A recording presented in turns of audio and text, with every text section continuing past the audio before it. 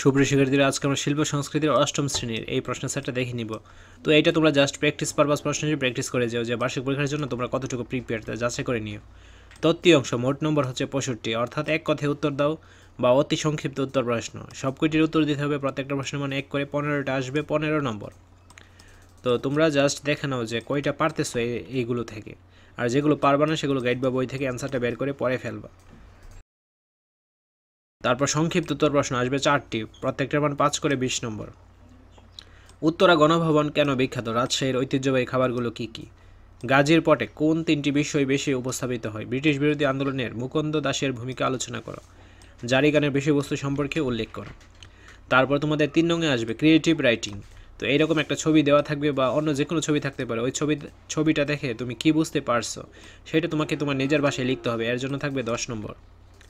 রচনামূলক প্রশ্ন থাকবে 2টা, প্রত্যেকটার মান 10 করে 20 নম্বর। যেমন প্রাকৃতিক উপাদান দিয়ে রং তৈরির পদ্ধতি বর্ণনা করতে হবে, বা ভাষা আন্দোলনের পটভূমি বিশ্লেষণ করো, রাজশাহীর সিল্ক কাপড় নিয়ে একটি প্রতিবেদন লেখো, ফকির লালন শাহ কীভাবে তার নিজ দর্শনকে প্রকাশ করেছে।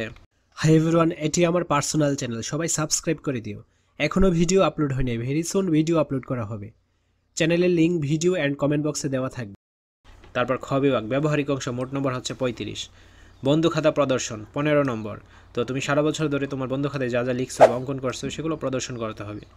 যে কোনো একটি কাজ বা কার্যক্রম করে দেখো 20 নম্বর।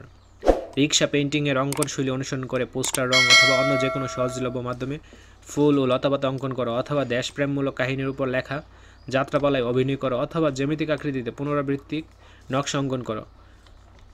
তো এইগুলো মূলত তোমরা প্র্যাকটিস পারপাস প্রশ্ন হিসেবে প্র্যাকটিস করবে, ঠিক আছে? এটা যে পরীক্ষায় আসবে আর কিন্তু কোনো গ্যারান্টি নেই। তো আশা করছি বুঝতে পেরেছো। আজকের ক্লাসটি এই পর্যন্ত। পরবর্তী ক্লাসে সবার আগে পাওয়ার জন্য অবশ্যই চ্যানেলটি সাবস্ক্রাইব করে অল নোটিফিকেশন করে রাখো। ধন্যবাদ সবাইকে।